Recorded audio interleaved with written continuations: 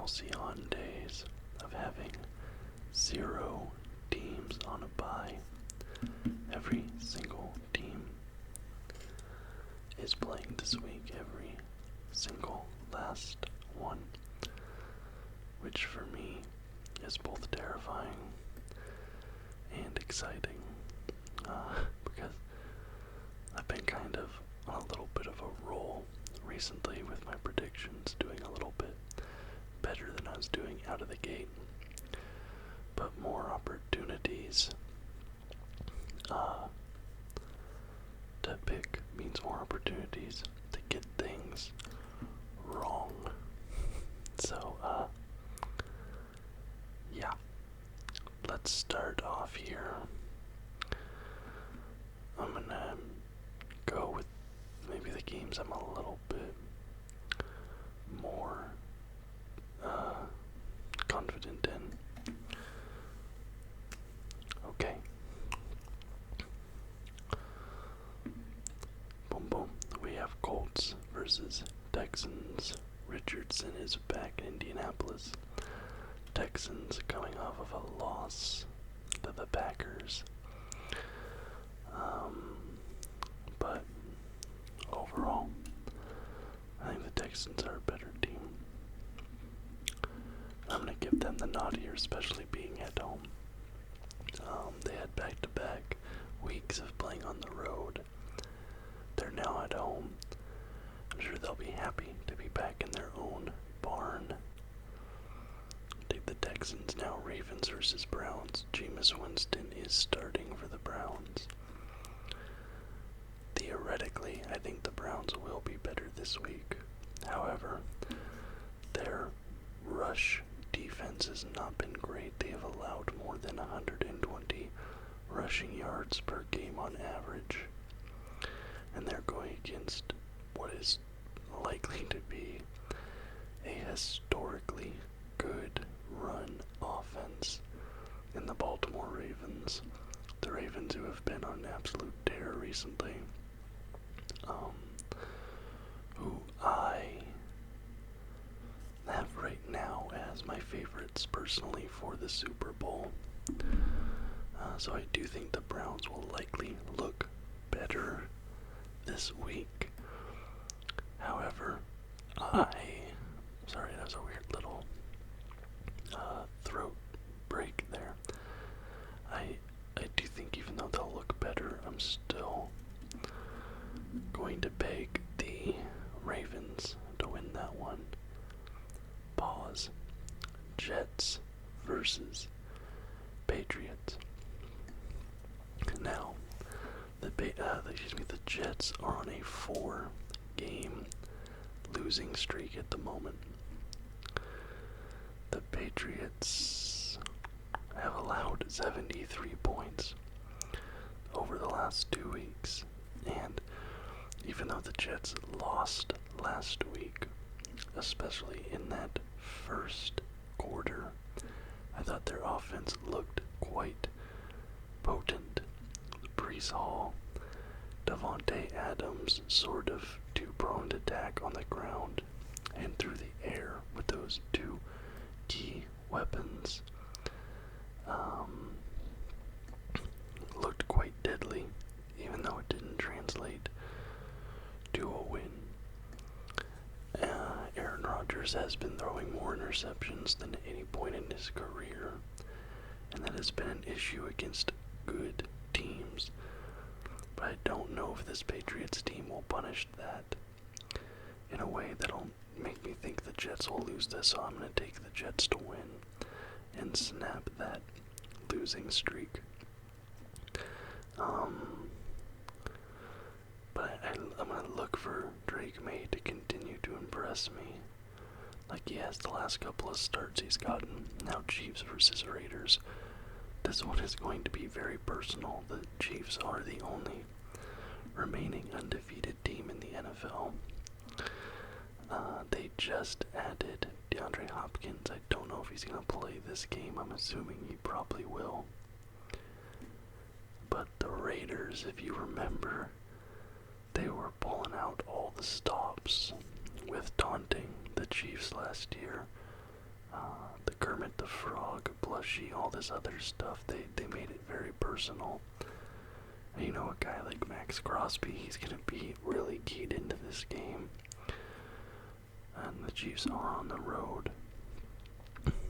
But I think I'm still going to favor the Chiefs here. And like I said, I personally have a rule that when teams are undefeated like this far into the season, I'm going to keep picking them until they are no longer undefeated. But even if they weren't, I think Patrick Mahomes is going to take this game very personally, and this could be a blowout. We'll see. Packers versus Jaguars. Packers coming off of a really good win last week against the Texans, who are a good team. They really impressed me in that matchup, and I'm going to take them this week against the Jaguars as well. Cardinals versus Dolphins. This is going to be Tua Tagovailoa's first start back since injury. Part of me does want to take the Dolphins here, because this Cardinals team they've been sort of middle of the road in my mind, maybe a little bit below middle of the pack. But I have a feeling something in this matchup is going to go wrong for the Dolphins. And I think the Cardinals might get the upset victory here. So this is, I suppose, my upset pick of the week. Titans versus Lions. I don't have to explain myself here. I don't think I'm going to go Lions there. The Buffalo Bills versus my Seattle Seahawks. We had a very impressive win last week, but the Buffalo Bills at this point are just a very impressive team.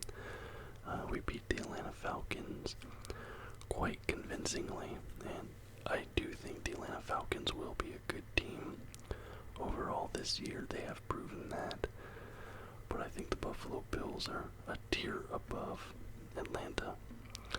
And I think that the way they're playing right now, they really have no inclination of slowing down in my mind. And I think we have exploitable issues on both sides of the ball that Buffalo can take advantage of. I expect them to beat us there.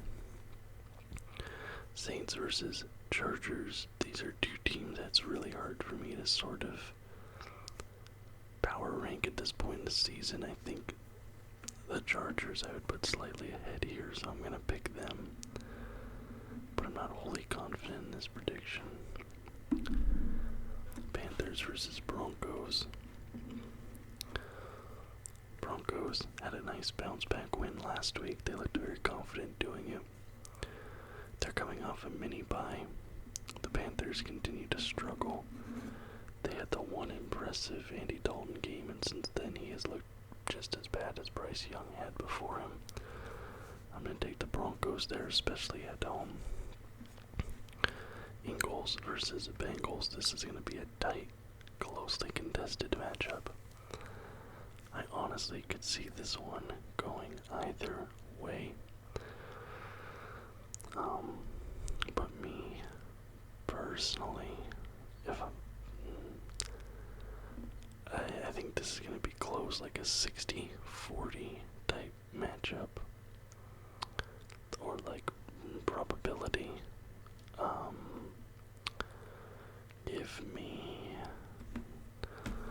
Give me the Eagles to win that one on the road. I think coaching could make the difference here.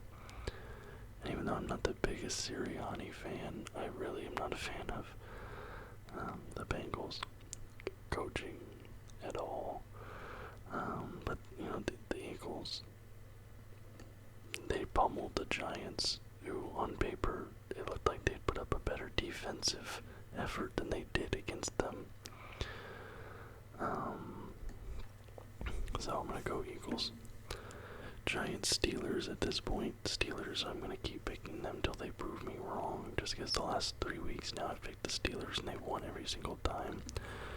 Russell Wilson had a slow start in his first start for Pittsburgh. But he really turned it around in the second half, and he looked pretty comfortable in that offense from that point on. I don't think we have to speak about how good the defense is at this point. And this Giants team coming off of a pretty brutal blowout loss. I'm going to take the Steelers to do some damage to them in a home game.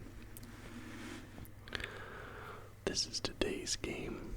Vikings coming off their first loss of the season. The Rams should have Cooper Kupp back for this game, which might shake things up a little bit. But if the rumor mill is to be believed, the Rams are shopping around Cooper Kupp. It seems that they might be throwing in the towel on this season, looking towards maybe a rebuild, competing a little bit further down the road if they're trading their best wide receiver. Apparently they're shopping him around for a second-round pick. I have to imagine there's a number of teams either on the bubble or firmly in the playoff picture that'll be looking to add a guy like Cooper Kupp. So I feel like they might limit his snap count. They might, overall, if that's what they're looking at, I think I'm going to take the Vikings here. But again, that's just the rumors. It might not end up being true, but we'll see. Falcons versus Buccaneers. Falcons coming off a bad loss to my Seahawks last week with the Buccaneers. Had an absolutely brutal week last week, losing Evans and Godwin to likely season-ending injuries. That personally for me has completely changed the trajectory of their season. I think they've gone from a solid playoff contending team to, I think they're likely to fall out of the playoff picture now with those two guys gone. And the Falcons, I think they'll bounce back. I'm going to give them the win. Bears coming off a bye against the Commanders. Now the Commanders, Jaden Daniels got injured. Last week he had a rib injury. I don't believe he's expected to play this week. And I think that if he does play, it'll greatly impact his throwing ability. Having a rib injury, obviously, that will directly affect your ability to throw a football. And overall, I don't think this is going to be a Commanders team playing at their best, and I anticipate the Bears here to get this win in the first matchup between these two rookie quarterbacks. And finally, the Cowboys coming off a bye versus the 49ers. 49ers are in a really bad spot at the moment.